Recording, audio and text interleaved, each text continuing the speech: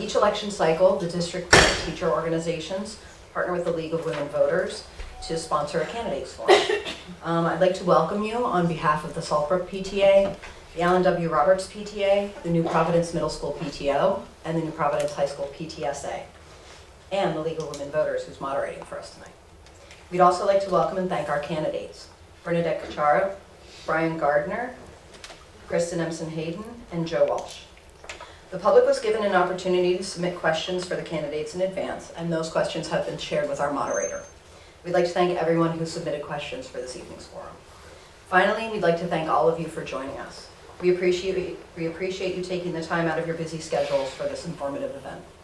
I will now turn this over to Lisa Winkler, a Summit resident, and our moderator this evening. Good evening. I'm honored to moderate this candidates forum. I'm a member of the Berkeley Heights, New Providence Summit League of Women Voters and a resident of Summit. As a former public school educator, I believe public schools are the backbone for preserving democracy. I want to thank the sponsors for recognizing the importance of a forum that brings candidates' views to the public, thus enhancing participation in our democracy. Lastly, I want to thank the candidates who are showing their dedication and passion for the Township of New Providence with their commitment to serve the community. The League of Women Voters of New Jersey is a nonpartisan organization that encourages informed and active participation in government by increasing understanding of major public policy issues through education and advocacy. The League is committed to educating voters to help them make their own decisions and participate in the electoral process. The League never supports or opposes candidates for office or political parties.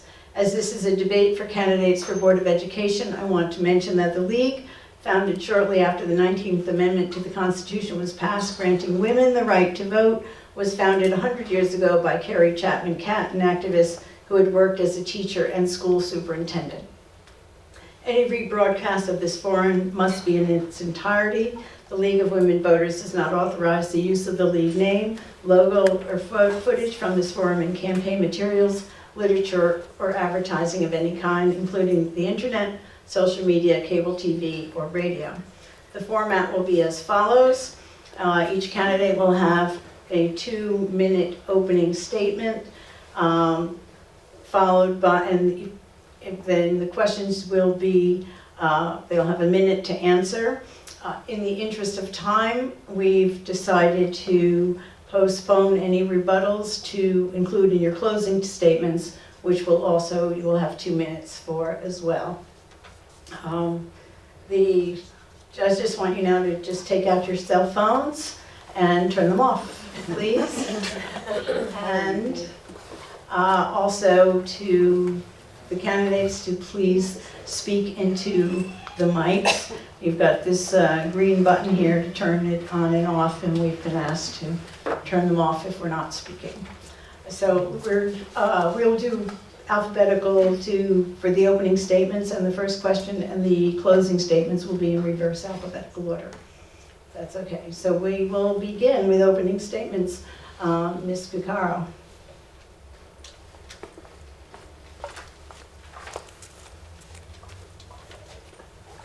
Thank you. I'd like to begin by saying thank you to the League of Women Voters and the PTAs and PTOs for sponsoring tonight's forum, and to my opponents for stepping up to support our schools. If you're sitting here tonight or watching from home, you know that great schools are at the heart of great communities, and probably why most of you chose to move to New Providence. I moved here 18 years ago, before I had my son, knowing that this community was special. Fast forward to today, my son will be graduating from New Providence High School in June and heading off to a top college next fall, thanks to his hard work and the education he received here. For the past 9 years, I have been a member of the Board of Education, where I have listened to the concerns of the community and made decisions that were universally good for the community, not just a select few. I was part of the strategic planning process in 2015 and 2019 that set the district's 5-year strategic planning goals. These goals were the driving force behind the bond referendums in 2016 and 2022. In 2016, the referendum addressed STEM curriculum, enrollment, aging infrastructure, and security, while the 2022 referendum addresses upgrades to the HVAC units, capital improvement projects, that include a new roof at the high school, bleacher replacement at Saltbrook, track resurfacing, floor replacement, staff bathroom renovations, as well as flexible furniture that will help to engage students and nurture their social emotional learning needs. I've served on multiple committees in various capacities on the board as chairperson of the Curriculum, Instruction, and Technology Committee, chairperson of the Personnel Management and Communication Committee, as well as board president and most recently vice president. As the most senior board member of the Board of Education, I look forward to continuing to mentor our newest members while remaining steadfast in providing an educational environment that ensures student achievement. Thank you for your consideration. Dr. Epson Hayden.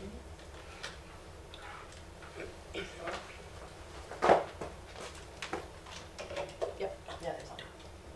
Got it. Okay. All right. First, I'd also like to thank the League of Women Voters, all the PTAs and PTOs who are helping to sponsor tonight's forum, and also fellow candidates for participating tonight.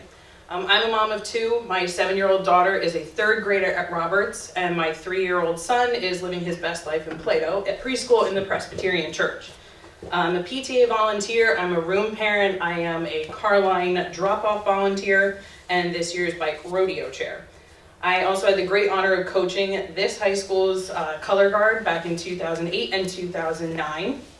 I'm a member of the National Concussion Legacy Foundation, and I've held a board position for 3 years of my prior neighborhood's HOA, where my responsibilities included setting and managing a budget and attempting to organize social events in the height of COVID. I've been a practicing physical therapist for 13 years. I've been a mentor to new grads. I've been a clinical instructor to current PT students. And while I strive to always get my patients back to jump squats and throwing their fastball pitches, the cornerstone of my practice has always been communication and the rapport that I establish with my patients. I need to know their goals. I need to know their concerns. I need to know what makes them tick. And I would bring that same level of communication into this position as a board member. I sit here today with a very unique perspective. I've walked these hallways, literally the same ones that your kids do. I am a proud Pioneer graduate of the class of 2002. So I've been able to see firsthand what a New Providence High School, New Providence School District education can do for me. But I also have the unique perspective where I've had exposure in other school districts, what works for them and what doesn't work for them. So I can bring that unique set of knowledge, a new voice, and fresh ideas back to this school district as well. We need to help engage and navigate our kids through a lot of changes, social, emotional, economic, in the world that's constantly changing around us and them, to make sure they are prepared as possible to get out into the real world. And all that can't be done without that communication that I spoke about, transparent communication. Oh, I can't finish. Save Sets it. up. Sorry? Save it. Okay. Partner. All right, good evening. I'm Brian, and I want to also thank the League of Women Voters and the New Providence Parents Teacher Groups for putting this together. So why am I here? I'm here for my 2 beautiful young children who are in AWR, my wife who teaches in a nearby district, for the taxpayers of New Providence, and most especially for the students. So first, who am I? I'm a long-term resident with 2 children. I'm an active community volunteer. I'm an Eagle Scout, and I have a lifetime of working in and supporting education. Professionally, I've studied early childhood and elementary education. I'm on the board of directors for a nonprofit working to address childhood trauma. My career has been in higher education. Currently, I'm serving as the Chief Information Officer for a community college in Pennsylvania. I hold certifications in project management, in service management, and a master's degree from Columbia University in technology management. Throughout all that, my focus has been on creative problem solving, communication, consensus building, and moving the organization forward for the benefit of all students.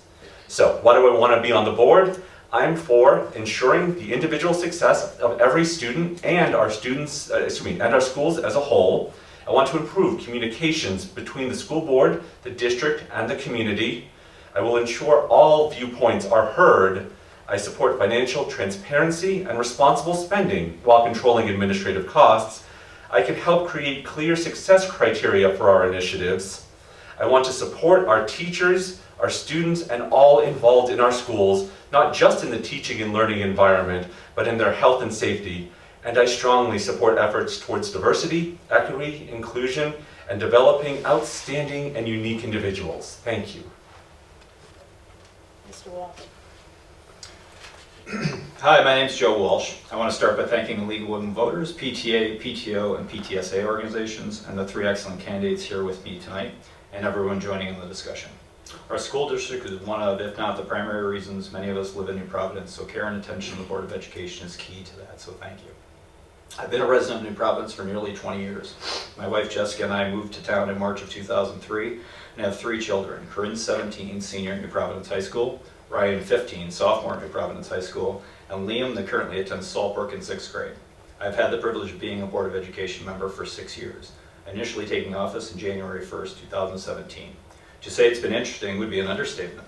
From school safety to COVID, there have been discussions of topics I do not think any of us ever thought we would have, which underscores the importance of experience and listening to our educators, students, and community. A brief background on me. I've been with PwC, a professional services firm, for 26 years based in New York with a 4-year stint living and working in Basel, Switzerland prior to my kids entering the school district. This time outside the country provided my family and I a unique opportunity to get different perspectives of the world. My background is in accounting and IT, and I leverage this experience in serving the board. I've been a member of the Finance, Facilities, Safety and Security Committee, Personnel Committee, and Negotiations Committee throughout my 6 years on the Board of Education, serving as the Finance Committee Chair from January 1st, 2020 to present. I served on the New Providence Education Foundation from 2012 through 2016, 3 of those years as the Treasurer. For those that do not know, the NPEF is a fantastic organization founded on the principles and mission of enhancing the experience of students in the school systems through community support. Working with the 12 other board members and countless volunteers, this resulted in grants to all New Providence schools in excess of $200,000 during my time on the board and more than $1 million since inception. I have or currently coach New Providence Soccer Club, PAL basketball, baseball, OLP, CYO basketball teams, and MP Rec baseball. It has been an honor to serve the community through the Board of Education given my time on the board. I view experience, collaboration, teamwork as the greatest attribute any board member can have, and that is what I look forward to continuing in the role. Okay, we'll begin with the questions. Do I need the mic? I guess I need a mic. Okay, we will do the same order for this first round of questions. New Jersey has maintained a specific sex education curriculum that parents may opt out of if they wish, has mandated, sorry. New Jersey may also pull funds from schools who do not include this curriculum. Would you take measures to block this curriculum from all of our schools or just the younger grades? Ms. Kakar. So we're currently in the process of introducing the new sex ed curriculum. Yes, it is mandated by the state. One of the nice things about our curriculum in its current form is there's about 30 standards that have to be met. Moving forward, there's only 6 that we're not meeting with the new curriculum. So everything else that is in the curriculum is already being taught. There's 6 items that have not been taught that we're introducing at this point. At this time, where New Providence writes their own curriculum, unlike many other districts where the curriculum comes in a box and they hand it to you and say, here it is. And a lot of the districts that are having issues with their curriculum with their parents are coming from districts like that where they're not sensitive to the needs and the desires of the parents in the community. Thank you. Dr. Epson, anything?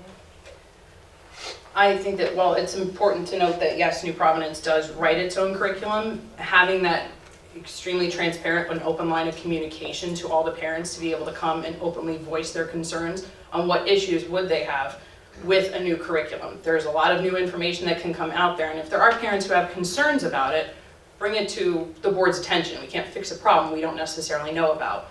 But if the option is for parents to feel more comfortable for their children to opt out for whatever reason for them, then they should be able to opt out of that. But with that stipulation, meaning they should be sent home with not only a set of benchmarks that they have to hit to show that they've completed the course so they can make sure they're abiding by New Jersey state curriculum, but also they should be comfortable in going to the teachers, and the teachers can say, what resources can we provide you to help make sure that you're helping your child to hit those benchmarks at home.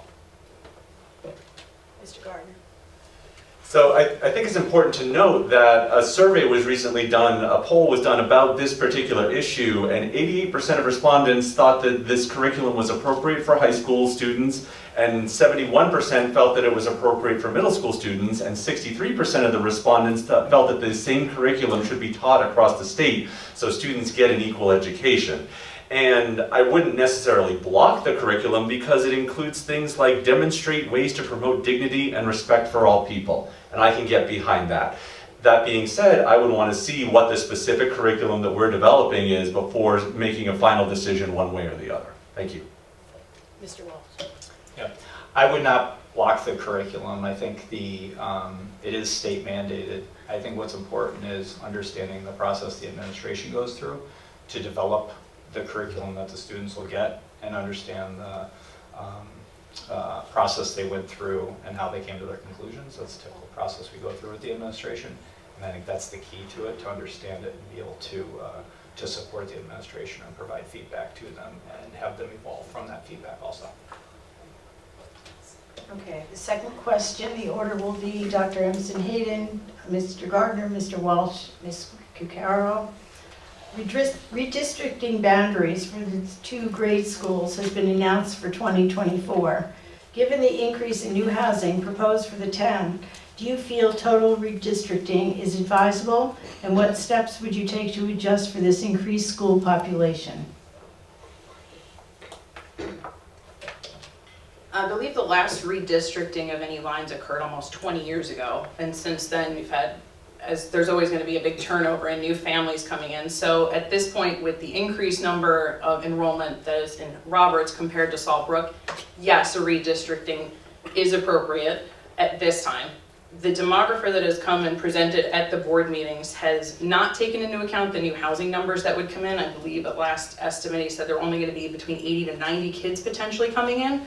Whether that number is going to be on the low end or the high end, the board and the real estate agent, the leasing agent of those housing units as they are going to be built need to stay proactive and stay in contact to make sure that we're not having a reactive decision once and if a ton of new families move in, and then where do we put everybody? So I think a redistricting would be appropriate now, but knowing that there may have to be slight adjustments coming down once we see the buildings come to fruition and how many families actually move into town. Mr. Gardner. It's never good when I have to agree with, but you know, I couldn't agree with a lot of that more. I mean, there's 2 words that I think are very important to remember when it comes to redistricting, and it's predictive modeling. What does that mean? It's a fancy way of saying guessing with data. So the plan as it is right now, you know, has an accommodation for what they think the housing is going to, the affordable housing is going to be, but we don't know until folks start to actually move in. So as it has been presented, it seems reasonable. It seems based on the data and the evidence that we're seeing from all the different sources. The influx of folks from the affordable housing would be offset by general declines in the existing population, but we have to see how it goes, and we have to be ready to be agile and to respond if the situation is a little bit different than it was predicted to be. And most importantly, we have to stay in communication and be clearly transparent about what's going on, when and how and why, with all the folks involved. Mr. Walsh. Lisa, could you just repeat the question? I just want to make sure I hit the... Redistricting boundaries for the 2 grade schools has been announced for 2024. Given the increase in new housing proposed for the town, do you feel total redistricting is advisable? And what steps would you take to adjust for this increased school population? Yeah, yes, I do think redistricting is necessary. I think the process that we went through as a board on that too, I think was extremely detailed and diligent. It went down to the house by the respective areas and when that transition would happen. The challenge with that is the disruption to any family was the idea was to make that as minimal as possible. I think the challenge and what I think the transparency around going forward will be key is there's going to be families that are disrupted with somebody that's in school and their child's going to go into school. And the discussions we've had with the community on that on a one-off basis have been directed towards how's that going to be adjusted going forward? How do we listen to those needs and what can we do? And how does that get factored in going forward? So I think that ongoing communication is already happening, but the redistricting, I think the answer has to be yes, given the parameters of the enrollment. Ms. Cucaro. Thank you. The district for the last 5 or 6 years has been very proactive in watching what's happening around the borough and what's happening at the Bard property. The proposed Bard property right now has 197 units that are planned for that area. Of those units, the demographer took the number of bedrooms that are in each unit and predicted out how many kids would, on average, would be in each of those units. Based on other communities that he has used, that he's been part of in the past. The district is definitely, it's one of the things that we have been planning for. We have, before going out for this bond referendum, we were very acute in watching what was going on to make sure that we didn't need more space. The demographer is one of 4 in the country that does this kind of work, and he has been very proactive in helping us literally house by house and how many kids are where. For the third, For the third question, we'll begin with Mr. Gardner, then Mr. Walsh, Mr. Carroll, and Dr. Epson-Hagan. How can New Providence stay competitive in education, class size, extracurricular activities, and school support while keeping taxes at a reasonable level? It's a good question. I think there's a couple of things that we need to look at, especially right now. I think one of the things that we need to look at is supporting our teaching staff and the support staff that work in the schools. There's a lot been talked about this, and I can tell you firsthand, teachers are not okay right now. They have been struggling and they've worked hard and they've really dug in, but it has been a long and challenging couple of years for them, and really a long and challenging career. There's data out that teaching may be the most challenging profession there is out there right now. So I think we support our teachers. We find ways to nip and tuck the budget where we can to make sure that the extracurricular, the supplemental support activities are there. And I think that that's something that I've really done in my professional career is really go down to the very penny to find where we, and balance where we need to take money, a little bit of money from here, add it over here, and work with the community to make sure that we're meeting all the needs across the spectrum. Yep, so it's definitely a challenge. I've been through the budget process 6 times now, and three of the times chairing that committee. It's definitely a challenge with 2% cap that we have. Having said that, when you look at one slide I always go to in the budget presentation every year that I think is critical is when you look at the finances of the New Providence School District compared to many school districts near us. We are $100 higher than Chatham and lower than every other district on a per pupil basis. So when you look at that, the historical approach to this, it's been excellent. It's a challenge without a doubt, and 2% cap presents that challenge, but it's been dealt with every year, so I think continuing down that path, especially the 2% this last year, with all the economic challenges we have right now in society, we continue to stay on that. But I always go to that slide, and that's a barometer, I think, of where we are as a school district from an economic perspective. Back in 2010, I believe it was, Governor Christie made a lot of drastic cuts across schools. We lost funding, we lost programs due to the cuts. We are now back to where we were pre-budget cuts. I think it's always a financial balance trying to figure out how to offer the programs that parents, students, and teachers would like to see. It's recently, as Brian has said, it's been an interesting time trying to attract and maintain teachers. Luckily for us in New Providence, we are a highly rated district. We don't have a problem in either of those aspects, but as other districts are trying to be more creative moving forward, it may become more difficult for us to maintain our teachers. As far as extracurricular activities and clubs go, I always say we're the best private school education that you can get in a public school.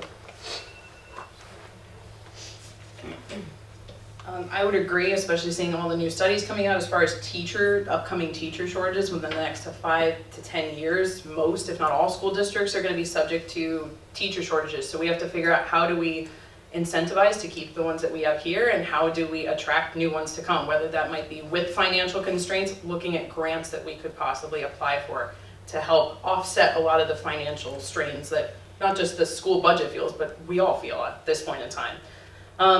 Something that I think as far as expanding on, at least curriculum-wise, I think we have to start thinking outside the box as far as some classes go. Scotch Plains actually just started doing interdisciplinary classes where they combine learning about math through songs that were not allowed to be taught in certain eras of history, learning about how to draw while studying arthropods. So learning how you can try and make a lot of different educational courses work together, but piquing a lot of kids' interest at the same time as well. So trying to expand upon that curriculum too. Okay, for the fourth question, the order will be Mr. Walsh, back to Ms. Lucero, Dr. Emerson Hayden, Mr. Gardner. The question, do you feel New Providence offers sufficient college AP courses, student counseling, and in-school academic assistance? If not, how would you increase these important areas? I do believe we offer those courses. I think two points to note on that. One is we need to listen from a board perspective. I don't think we need to listen to the educators. The educators are trained in that. We need to listen to them, understand what they think the trends are. There are different assessment reports we go through every year. We understand the testing scores, and they have recommendations off of that. From those recommendations, that's where our job comes in as board members to then push back on that, understand what's underneath that, and then start to react to that. Well, we can't set that necessarily guidance for them. The other thing that the administration does do, and from a board perspective, the way we've been working on that, is when there's interest in certain topics or interest in certain subjects, and they bring that to us, they'll decide when the right time to bring that subject to bear will be, and we may agree with that, may disagree with that, and again, that's something that we discuss between the board and administration. But those two things are the way that would be addressed, and how I think it should work. Our district has been very proactive in putting together our 5-year strategic plans, and we've had the ability to look forward into what courses, academics, sports, what the district needs as a whole. I think those strategic planning sessions come from input from parents, teachers, administrators.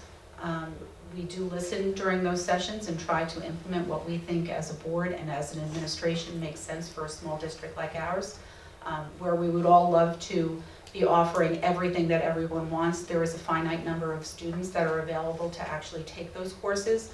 So yes, do we offer AP courses? Absolutely. Do we offer a lot of them? Yes, we do. Could we offer more? There probably wouldn't be enough kids to actually take the classes. Could you just repeat it one more time so I can hit every nugget? Do you feel New Providence offers sufficient college AP courses, student counseling, and in-school academic assistance? If not, how will you increase these important areas? Having been through the school and seen the litany of AP courses that I was offered way back in the day, yes, I do know that there are a lot of AP courses that are available. As far as in-school assistance, if any child is having a problem with any classes, and the first thing that they need to do is verbalize it and feel comfortable telling the teacher, here's what I'm having. Is it a timing issue? Is it just a curriculum? Is it I don't understand something? And then having the teachers be able to work with individual students on that. And I think most, if not all, the teachers in this school district are willing to do that. Yes, would the school district love to offer every course, as Bernadette said, available? Yes, but it's going to come down to infrastructure as well. Where are we going to put a new class? And then also, are we going to have enough teachers to teach it and students who are going to be willing to participate in it? As far as counseling goes, with the upcoming and COVID concerns of social, emotional, economic changes, we just need to make sure that our counselors have enough support and resources available to them to make sure that they do ensure that all of the students are feeling well supported with those aspects. So this is a very interesting question, because my counter question would be, what is sufficient? How are we defining sufficient? And that's one of the things that I would love to see a little bit more of, because we have this great strategic plan, but there's not a lot of specific success criteria that's laid out in there. What is a successful outcome from the district? What is it college placement? I work for a community college, and I know that you can get an equal or better education as a four-year at much less price, so maybe that's a successful outcome. I would want to do a lot of work to make sure that we have a community-based agreement on what success looks like. We're number 20 right now in the state. We've been higher. 20 is great. I think I would like to see us do better. And then, I agree with Joe 100%. It comes to the educators and to the counselors. We've seen a lot of learning loss over COVID. We've seen a lot of folks struggling, so I would want to make sure that we're listening to them in terms of what do our students need to make sure that they meet the success criteria we've established. Okay, great. We're back at the original order. Sorry. We'll start with Ms. Cucaro, Dr. Emerson-Hayden, Mr. Gardner, Mr. Walsh. Question 5. How can our schools be more supportive of diversity, equality, and inclusion? How would you measure success? So recently at the high school, we have started a diversity club, which kind of is married to the diversity committee in town.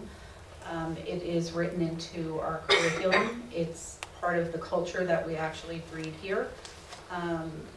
Every year with our theme that we kick off in October, it's all designed to make sure that everyone is being accepted and everyone is being heard. I think as far as more programming goes, there is a lot of it baked right now into our curriculum.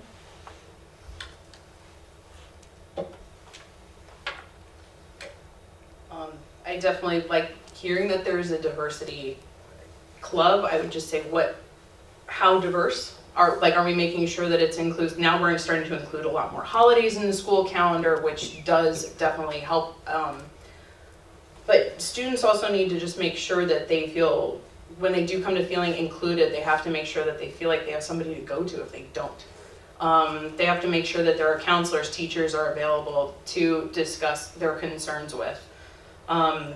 And then have those counselors, have those teachers come back to the board, go to their principals to see, are we missing something anywhere, and could we reach out even further than what we're doing? We have an extremely diverse town that we can look for to go to more outreach in the community, small business owners, entrepreneurs, that we can look for additional information to help just go diverse, not just within the school, within just cultures, but around jobs for the future as well. So when I teach my kids about diversity, equity, and inclusion, I don't use those terms. I start off talking about empathy. And I think that's one of the most important things that we can teach our students, because if we can teach them to walk a mile in someone else's shoes and look at things from their perspective, then we're halfway there. If we can teach them to think critically about what they're being told, both the good and the bad, to unpack it and say, okay, what's really going on here? That's a step in the right direction. I think if we can teach them the difference between equity and equality, I think that's another step in the right direction. And I think most importantly, if we can provide them a safe space to be themselves, and even to try things and to fail and to try again and provide that safe space, then we will have accomplished, at least the first steps towards a DEI success story. Yep, so on this one, I think I'd go back to our mission statement, and we revised the mission statement, I think 3 years ago. I think it was 2019. And in that, I think what we do talk about empathy, we do talk about social emotional learning and making global citizens. That then is closely aligned with think tank, and how do we look at the next generation, Generation Z, and how are we doing that? There's 3 things I think that we address in relation to that mission statement. One is from a curriculum perspective, and continuing to evaluate what needs to be done from that perspective. From a school community, what else do we offer? Bernadette touched on it, a diversity club. What else do we need to offer? 5, 6 years ago, we didn't have that, so continuing to challenge ourselves.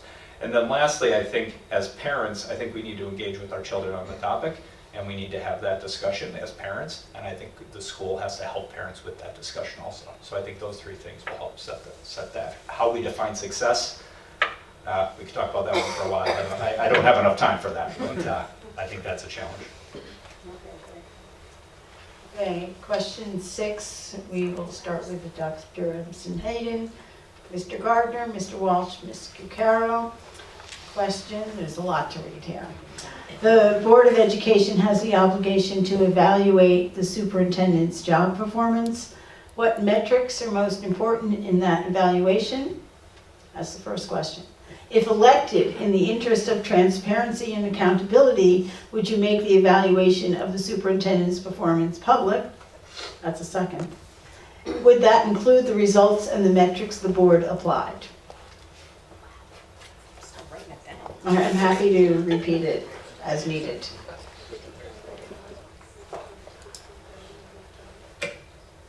So metrics as far as superintendent performance, I mean, number one, if you're just talking about overall, I think a survey should go out to parents and staff separately, combine those results and do it on a scale, so it's not a subjective, yes, it's great, no, it's not. Assign numbers to things so that you can look at actual hard data.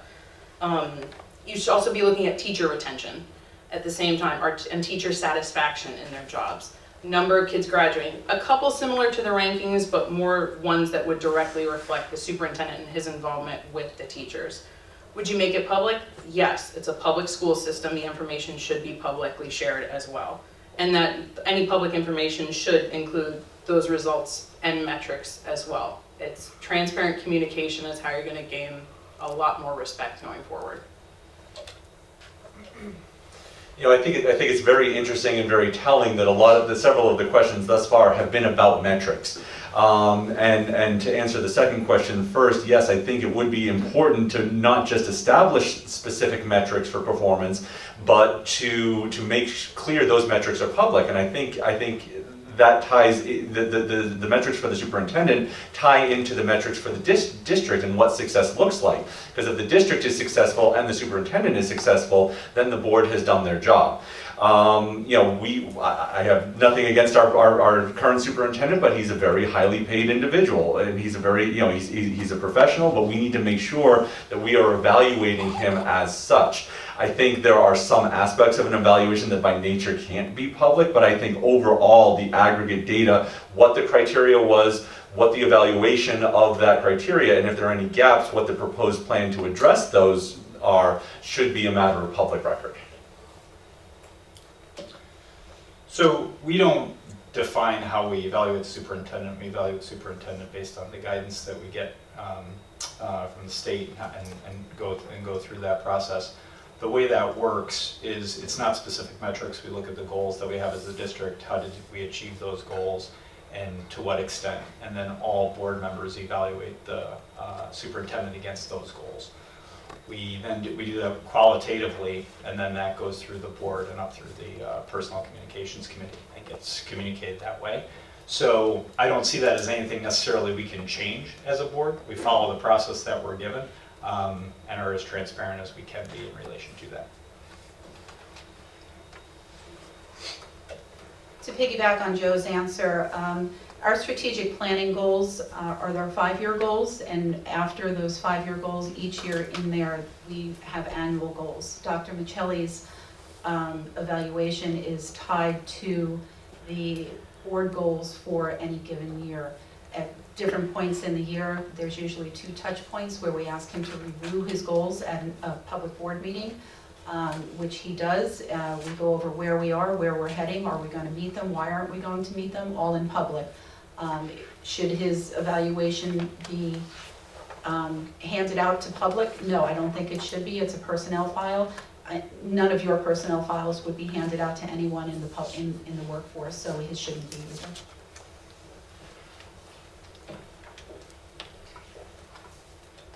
Okay, question 7.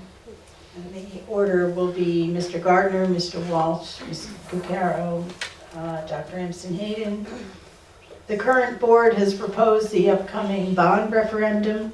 Do you agree the referendum is necessary at this time to make necessary improvements and repairs without increasing taxes? Or do you think the board tapped into enough grant monies and resources? So, I mean, one thing that because this is a public forum, I feel I need to clarify, there will be an impact to taxes if the referendum goes forward, but it is a very minimal impact to taxes. For the first couple of years, the average household will see an annual increase of about $217. For that amount, I think we're getting a pretty good value.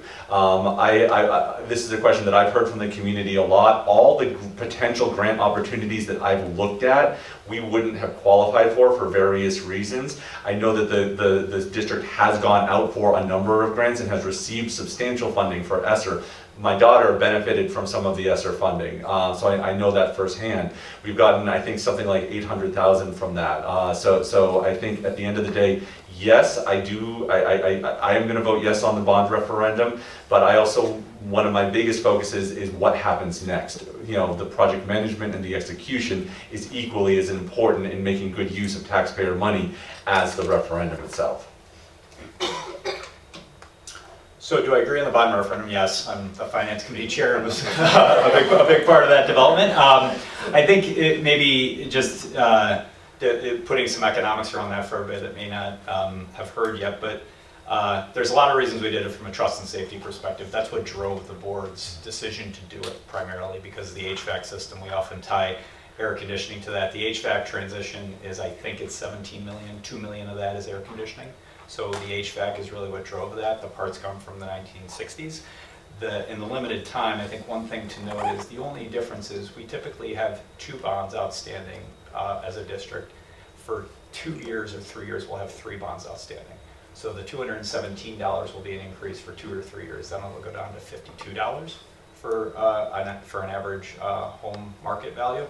So that's the only difference, I think, that I want to highlight for everybody. But yes, I support it wholeheartedly. And I'm sure we'll talk about it more. Please go down. Do I think the bond referendum is necessary? Yes. The district does not have another way to pay for capital expenses other than going out for referendum. Items that are placed in the bond referendum are items that can't be accommodated in our regular annual budget. So without being able to go out for a bond, we would not be able to do needed infrastructure work, and that includes you know, the roofs, it includes paving, it includes any kind of capital improvement that is necessary for the district. In this case, we're talking a large ticket item is HVAC. During the course of the bond, we will be retiring debt, as Joe said, in 3 years, where the initial cost is about $218 per household. It'll drop down after that to about $52 a household. But again, there's no other way for them to raise money to pay for these items.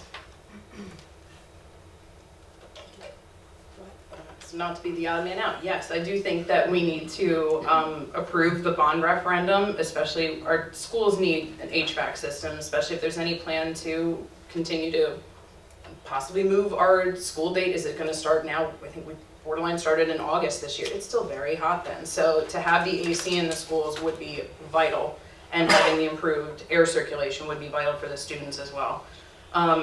Like Brian mentioned, a lot of the grants that were looked into, they were more needs-based, so we would not necessarily have qualified for them. But I would definitely just agree with just timing of implementation. At one of the board meetings, when they were saying it might be 3 months or so to install an air conditioning enhancement, I would hope so, but I think that is, there's a lot of supply chain issues. So I just want to make sure that everybody in the community is just staying, just in communication about the timing of what's going to happen. And if we're implementing, you know, the furniture to help with that social emotional concept of learning, are we making sure that the curriculum also reflects the adaptations with that as well? Okay. You brought up the next question. This year, school started before Labor Day, and orientation for incoming 7th graders was on August 24th. This effectively cut at least 1, and in some cases 2 weeks from the end of summer. Do you believe in beginning classes before Labor Day, and if so, explain why or why not? We'll start with Mr. Gardner, Mr. Walsh, Ms. Cucaro, Dr. Emerson Hayden. That's a tough one. I mean, I know that we in the Northeast are somewhat unique in how late we start school. So in a way, we're getting more aligned with the rest of the country. I think, as you mentioned, that it does create some additional challenges just from a logistics perspective. I found the calendar for this year a little bit odd, but I also know that on the flip side, we want to have all the holidays that are appropriate during the course of the school year, and then we want to end the school year without going too deep into June and still giving ourselves some snow days. So it's a tough needle to thread. I'm not opposed to it, but I have to admit I don't love it. I'm not for starting school before Labor Day. That's not, I think the reason I think understanding the reason we got to that is because of the calendar. The calendar was a bit odd in I guess last year into this year. We went late into June this past year, so we started earlier because if we waited, we would have been late into June this upcoming year. That was the logic behind it. There's no, I think, rhyme or reason specifically start before Labor Day. That's not anything I believe or think. I think it needs to be looked at every year in relation to what are the holidays, when do we finish, what's reasonable, what works from a school operations perspective, and then work from there. Ms. Karen. So currently, the Board of Education puts out a 2-year calendar, so you can look online today to find out when school starts next year, which is something that we implemented 2 years ago, so parents would have a better idea of what's coming next. Yes, we're in school before Labor Day, but we're also out in the beginning to mid of June, where there have been years we've been in school, June 27th. I feel like, it's almost 4th of July and we're just getting out of school, where other schools, including private schools, are out in the beginning of June or May. By starting a little bit earlier, and I know it doesn't seem like a lot of time, but it does better align us with curriculum throughout the country, so when our kids are taking AP tests and different standardized testing, we're better aligned in where we are with the teaching that has occurred in other parts of the country. I think this year being the first year that started before Labor Day, and like Joe mentioned, we ended later and started earlier. There was a little bit of a shock to it, like the summer felt a lot shorter than any other summer that we had before. To start before Labor Day, I think there just has to be looking at the pros and cons of what are you getting by starting before Labor Day. Yes, you're losing that Labor Day holiday weekend that we all like to sneak that last little bit of summer into. But we are able to add a lot more inclusive, diverse holidays into the calendar as well. And we are ending earlier to enable you to have a longer summer. And hopefully if HVAC system all gets passed and goes through, it'll feel like less of a shock also starting before that Labor Day point.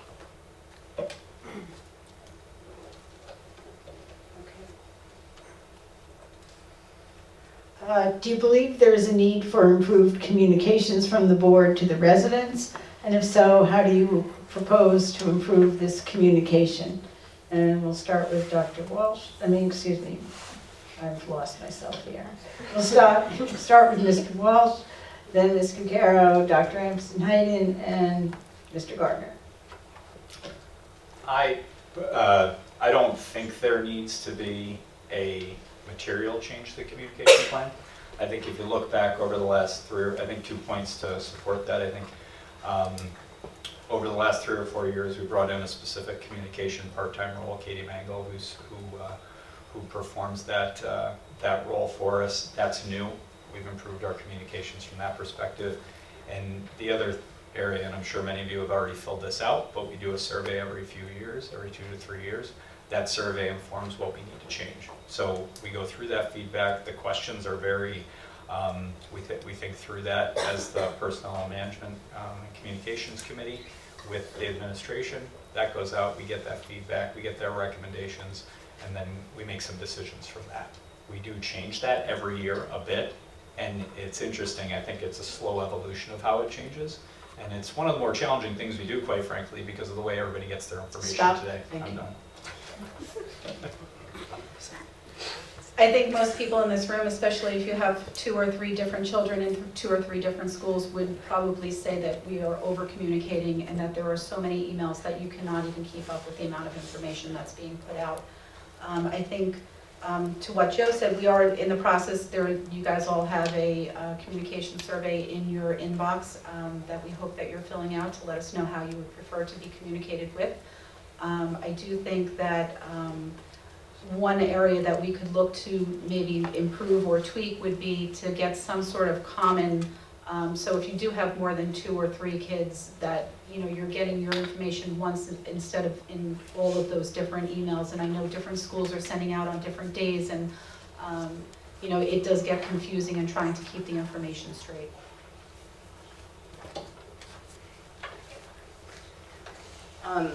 My just concern about the level of communication would be particularly focused around the actual board meetings that happen. When residents are asked to, sit at a desk just like this and speak into the microphone, it's right now the structure of the board meetings where you're not allowed to have that you don't have that two-way communication between the board, between the superintendent and yourself. In the past, I know prior superintendent would be writing down names, phone numbers, maybe not email back then, of just a way to communicate to you the following day. I know you spoke about this at the board meeting, we can talk about it. Emails have gone unanswered before, calls have slipped through the cracks in the past, so I do think that there needs to be a little bit more transparency as far as, and just equal two-way communication opportunities from the board to the residents. Do we need to change communication strategy? Oh dear Lord, yes. I've spent a good portion of the last couple of years just attending board meetings, talking to people online, face-to-face, answering questions because either people aren't able to come to the board meeting, or there just wasn't enough information provided at the board meeting, or whatever it was. I do think it needs to be a two-way street where people can have a conversation back and forth. And if nothing else, shows that the board is listening, that the board hears. I've just seen so many times when something really good is going on in the district, but it doesn't get out in the right way. So parents and the community don't know that it's happening, or don't understand why things are happening. So yes, I would seek to substantially transform the two-way street that is communication between the board, the district, and the community. I have a very short closing, and then we will have your closing remarks, in which you have 2 minutes, and the order will be just as we just did the last questions. Mr. Walsh, Ms. Caccaro, Dr. Ebsen-Hayden, and Mr. Gardner. I'd like to thank the candidates for participating in the forum and for running for office. The Board of Education is charged with serious issues that requires endless volunteer hours devoted to a town's most precious commodity, our children. To the voters, I encourage you to learn further about your candidates from the website vote411.com, and also information about vote by mail, location of drop boxes, and more from the website unioncountyvotes.com. So we will begin the closing statements in 2 minutes. Mr. Walsh. Okay, thank you. I started off by thanking the League of Women Voters, PTA, PTOs, and PTSA, and would like to reiterate that without all of your volunteering, we would not be able to have the school district we have in New Providence. I also want to thank everyone up here for their willingness to volunteer your time in the community. It's not easy being up here, and it shows everybody's dedication, so thank you. It's been a great discussion. I've learned over the last 6 years on the board that experience and listening are the most important attributes in this role. Listening to the educators' ideas and plans, listening to multiple sides on a topic, understanding board members' points of view, looking at the long-term benefit of the school district, and what are the options and how they play out in similar situations are all critical to board member contributions. When I think about what I view as the most important to the next 1 to 3 years for the school district, I believe the following are critical. 1, passing and implementing the bond referendum that focuses on the safety of schools through the HVAC transformation, continuing to transform our learning environment in the classroom, along with serious overdue facility upgrades that cannot be done within the budget parameters. This is a critical step in executing our strategic plan adopted in 2020. 2, student safety and success, continuing to support the administration in their excellent efforts in keeping the schools safe, continuing to develop the social and emotional learning for our students, and always supporting the superintendent of schools in setting a culture of continuous improvement for our students is critical and consistent with our mission statement. And 3, how can we support our teachers even more? We know teaching has only gotten more difficult with continued budgetary challenges. What can we do to help them continue to flourish? There are increased need for teachers with less in the pipeline. I know from experience over my last 12 years of having children in the school district the effort that teachers put in. And we need to continue to make it a priority to support them to deliver the distinctive experience our students are used to. Serving on the Board of Education is an honor to not only continue to keep our schools as a premier public education for the state, but to make it better for our students and families of the future. I've experienced this firsthand with my kids and teachers in the MPEF, and we need to continue the tradition. My sole focus, if re-elected to the Board of Education, will be on the students and their growth and development to get them ready for life after New Providence, which is what we all hope for as parents and residents. Thank you. Ms. Cottrell? In closing, I believe I still have a lot of work to do as a board member. I share the vision of the district and believe that I contribute an unbiased mindset and make decisions that reflect the concerns of the community and the policies of the district. Good schools don't happen by accident.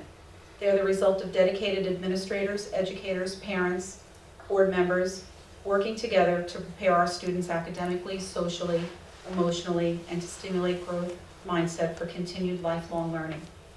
I welcome the opportunity to continue the good work with the board that I began 9 years ago, and that has kept New Providence consistently in the top list of schools in the state.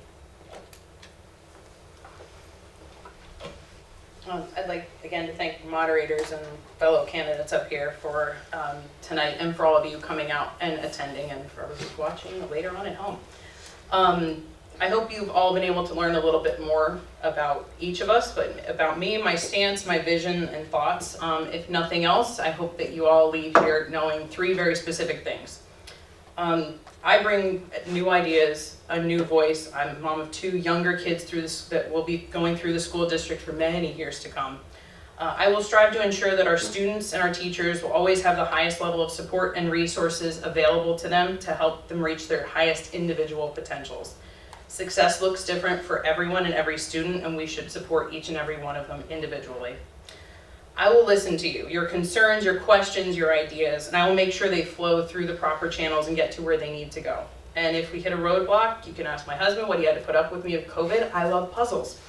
And I will be transparent and respectful and communicative throughout the whole way. I promise to help grow our community engagement within the schools through small business outreach, senior resident and young alumni consulting, all to help build the most inclusive and cohesive New Providence that we can be.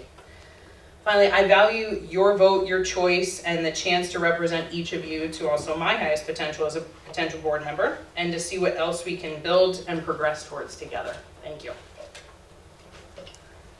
I also want to take a moment to thank the League, the parent-teacher organizations, and my fellow candidates. It's been a great and interesting evening, and I feel like we're just getting started into the good stuff. I'm a big fan of the TV show West Wing.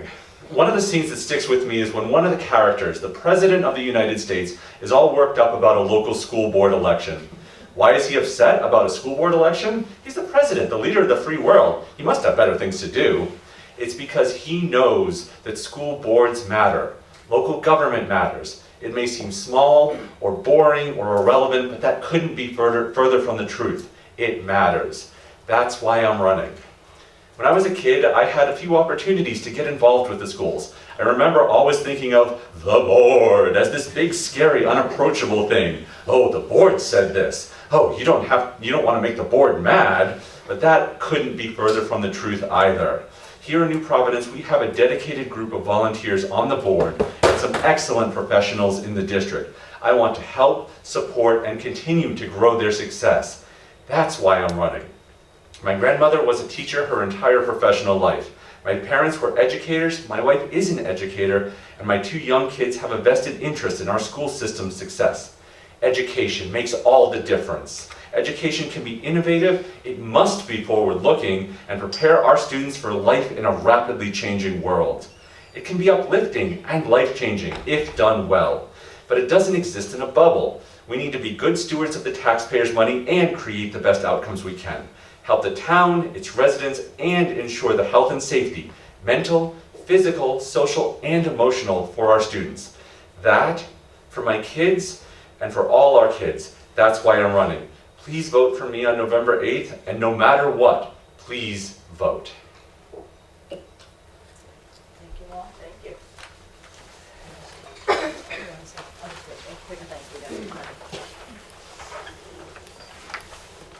Just want to thank everyone for coming again. Thank you for taking the time and for coming this evening and for submitting all the questions that we were able to ask. I want to thank our candidates and wish everyone good luck in the election. Remember to vote.